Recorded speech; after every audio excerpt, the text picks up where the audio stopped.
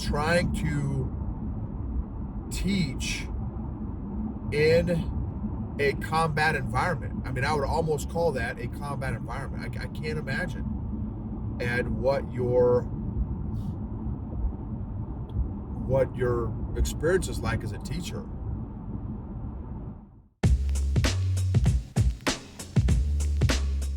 Welcome to the EQ Gangster podcast, where you will learn practical tools to grow your mental and emotional health and intelligence to be the best version of yourself, both at work and at home. It is real, raw, and transformational.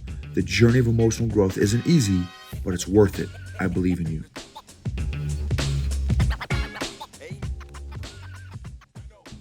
EQ Gangsters. Everybody has a story. Everybody has a story. Wow.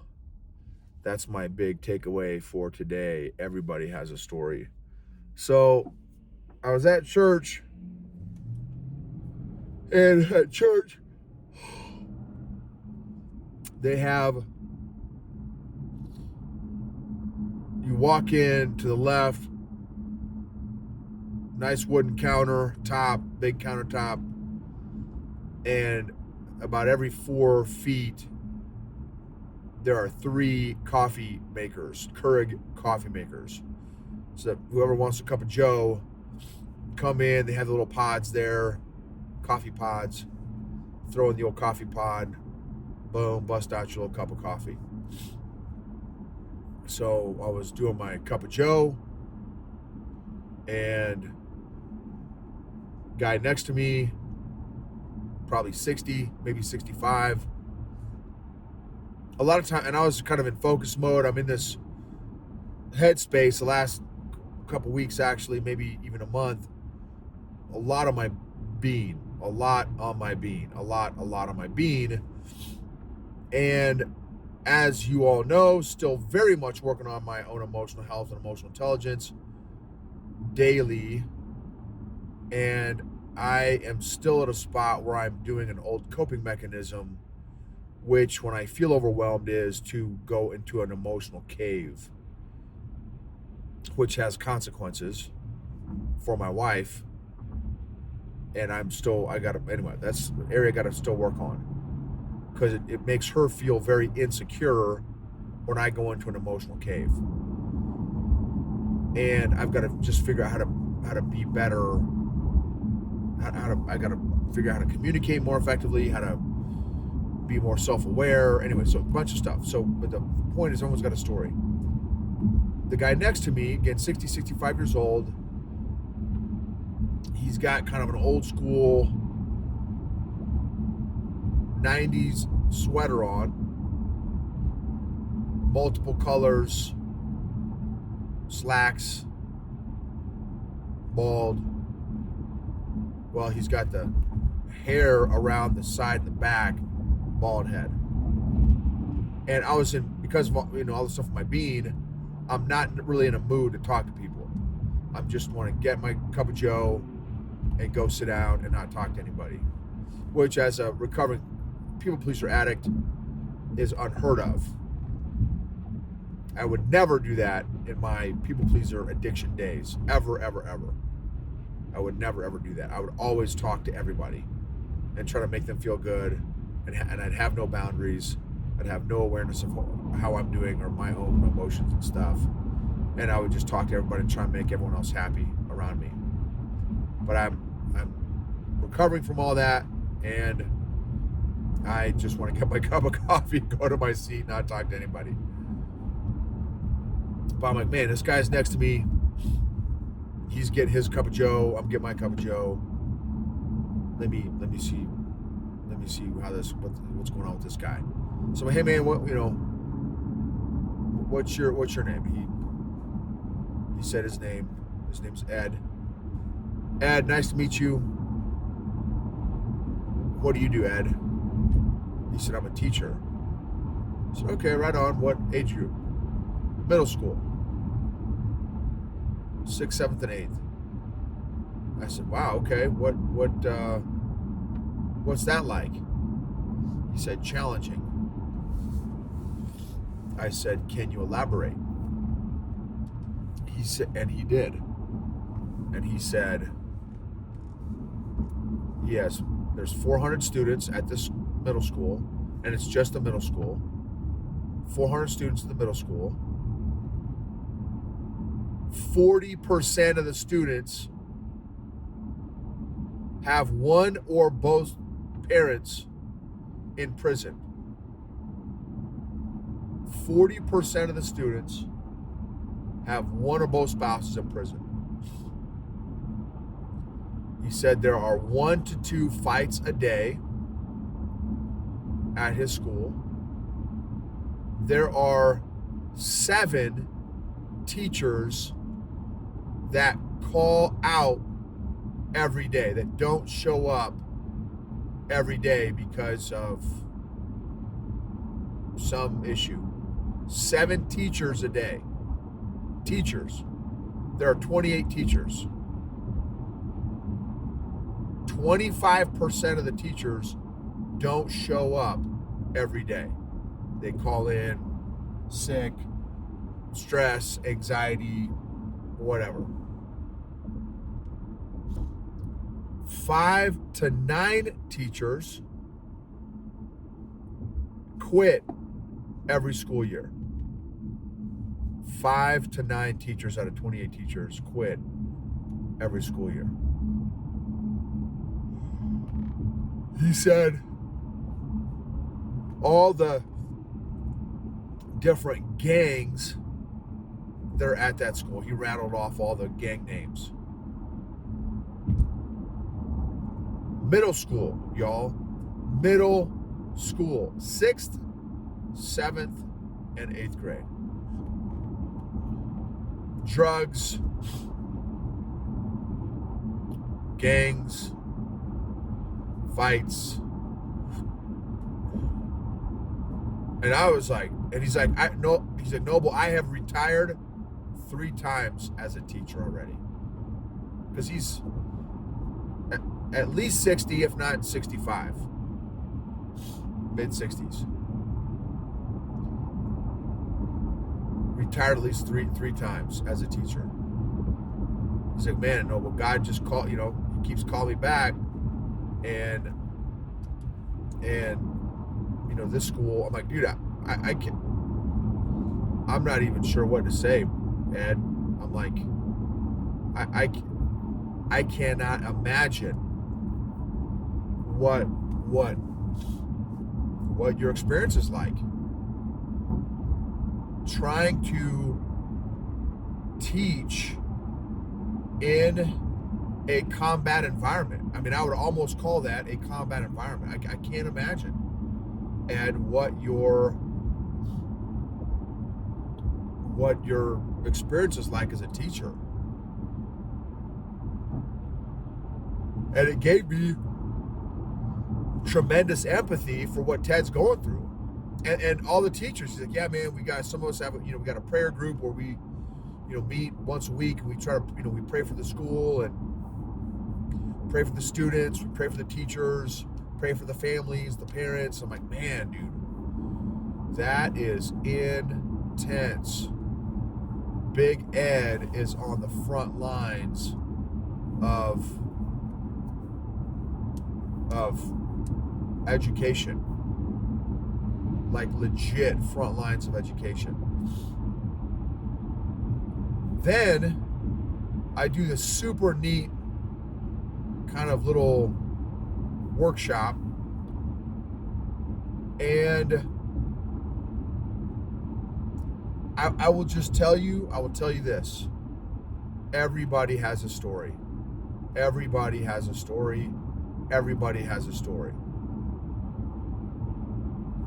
One guy has a MMA jiu-jitsu background. He was bullied as a kid. Boom. The guy is a ninja jiu-jitsu guy. Another guy, he was,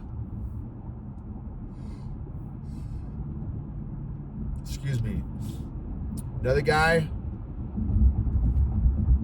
he was beat as a kid by his parents. He also is in MMA, jiu-jitsu stuff. Another lady,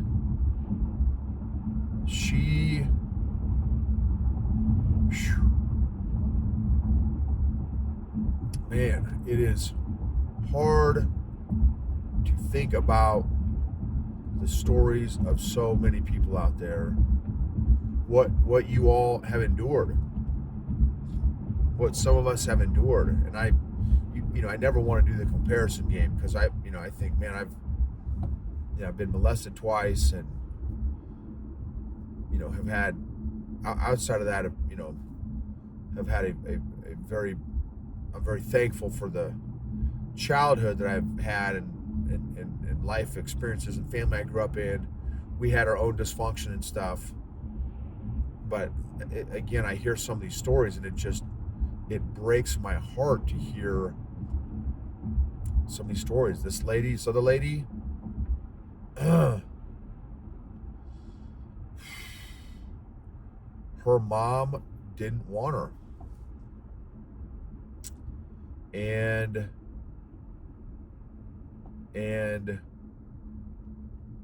abandoned her, and they've recently connected, the mother and the daughter, and the mother is still very, very emotionally dysfunctional, and which I can't imagine what that would do for the daughter, who's an adult, full adult woman, and reconnecting with her mother, who still is, for all intents and purposes, very emotionally detached. Well, guess what? What do you think the consequences of that are going to be when she gets in a relationship? Y'all, you are worth your healing. Please pursue your healing from the emotional wounds you have gathered and acquired throughout your life, especially in your childhood. That has consequences. Those have consequences in your life as an adult. Another guy, he threatened, as an adult, threatened this teenager, a teenage boy. This adult man threatened this teenager, 15-year-old boy. And since then, this adult has done very slim shady, sketchy stuff in business. And it just, and the teenage kid who is now an adult was sharing the story with me, and I could tell he was angry, he was frustrated, he was upset, like he was hurt, he was all the emotions that go along with being on the receiving end of that. And I said, dude, I'm so sorry that happened to you. And I felt so sorry for the abuser that would lead him to a place in his life where, as an adult, he threatens a teenage boy and has very poor and shady business practices, because he is essentially a 40-year-old, 5-year-old, however old he is. I have no idea how old the guy is. He's an adult. He's probably 30, 35, 30, I don't know. But I empathize, because that was me 4 years ago. I was the 45-year-old, 5-year-old. For everyone that sees me, oh man, this guy's an old guy. He's in his mid-40s. And, you know, successful with air quotes, whatever successful, whatever that means. Successful, but they were not able to see, unless they had some more personal, intimate interaction with me, that I was an emotional 5-year-old. That I would throw tantrums, and tantrums as an adult are not very attractive. They're not very becoming. And so, man, knowing people's stories is a tremendous empathy tool. When you just ask somebody, hey man, what's your story? And I like asking that question. And I love seeing where they take that. Where do they start? Well, what, you know, sometimes they'll ask me, like, what, dude, what do you mean? I'm like, oh, just what's your story, man? I'd love to hear your story. And just see where they go. What do they talk about? What do they share? What comes out? What's top of mind? What's maybe buried a little bit deeper? Do they just stay on the surface? Do they go deep? Do they share the successes? Do they share their failures? Do they try to impress me? Do they try to not impress me? Are they comfortable in their skin? Are they not comfortable in their skin? It's I'm telling you, when you are privileged and blessed enough to create enough of a rapport with somebody else to hear their story, it is not surprising why they're at where they're at in life. And I don't, and that mean just period. Like, that's, whether that's good, that's bad, it doesn't, like, there's no surprises. When you hear someone's story, there are no surprises. And I love giving people the gift of listening to somebody's story and truly caring about what their story is, asking about what their story is, and shutting up and not interrupting, and listening to their story and seeking to understand, and being a treasure hunter for people and their gifts, their talents, their abilities, their hurts, their pains, their joys, their sorrows. Like that old song back in the days, joy and pain, sunshine and rain. Because we all have stories, and I think that if we can give someone the gift of active listening to their story and treating their story with care, love, and respect, man, I think that goes a long way in connecting with somebody else.